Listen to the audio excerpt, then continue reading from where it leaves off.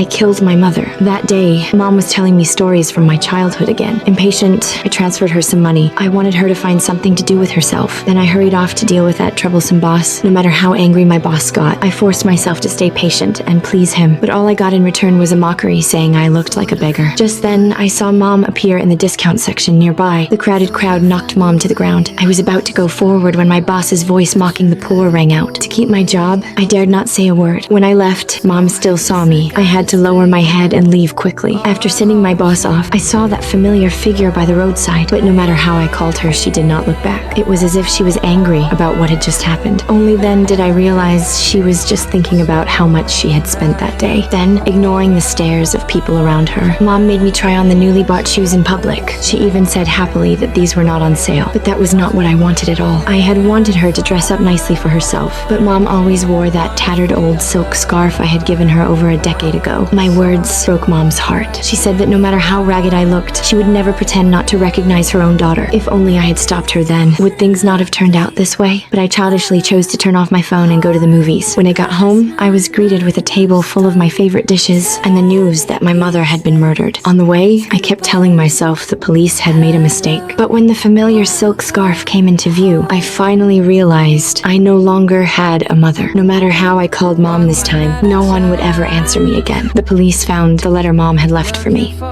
Dear daughter, I'm sorry I hurt your heart with what I said just now. Ever since you grew up, I've felt you drifting farther and farther away from me. I can only keep watching the videos of you when you were little. Only then do I feel like my chattering little sparrow is still by my side. If I could, I would want to play with you forever until I become a hunched old lady. Love, Mom. If only I had come home earlier, my mom would not have died. Finally, my father showed up. Mom had called him 3 times before she died, but he hadn't answered. He was probably out drinking somewhere again. If I could, I really want to go back in time, tell Mom not to fall in love with him, and not to love me either. That silk scarf I told Mom to throw away, I now wear it around my neck. Because of this, something unexpected happened. I actually traveled back to the era when Mom was young.